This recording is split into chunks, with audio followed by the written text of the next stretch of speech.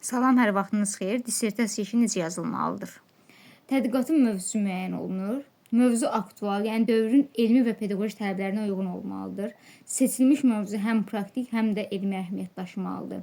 Dissertasiya əsas məqsədi tədqiqatın istiqamətini müəyyənləşdirir. Buna görə də məqsəddən irəli gələrək tədqiqatın konkret vəzifələri yazılmalıdır. Hər bir vəzifə məqsədin həyata keçirilməsi üçün vacib amildir. Tədqiqat işində elmi yenilik xüsusi yer tutur. Yenilik dedikdə mövcud problemlər, fərqli yanaşma və yeni nəticələr nəzərdə tutulur.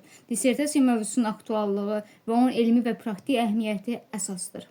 Bununla yanaşı, bu mərhələdə mövzu ilə bağlı yerli və xarici mənbələr göstərilməlidir. Ədəbiyyat icmalı mövzunun elmi baxımından necə araşdırılmağı göstərilməlidir. Tədqiqatda istifadə olunan metodlar işin dəqiqliyini və etibarlılığını artırmalıdır.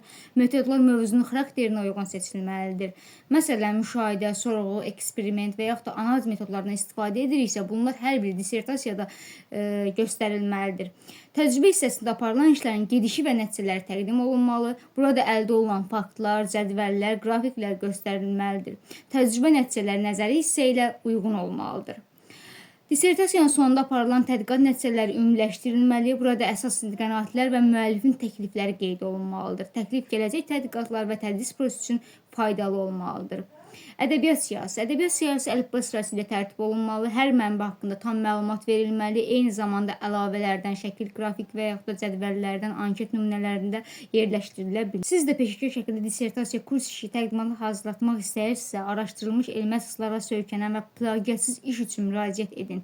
İşinizi etibarlı əllərə həvalə edin. Keyfiyyət, düzgünlük, orijinallıq bizim üçün əsas xüsusiyyətdir. Sağ olun.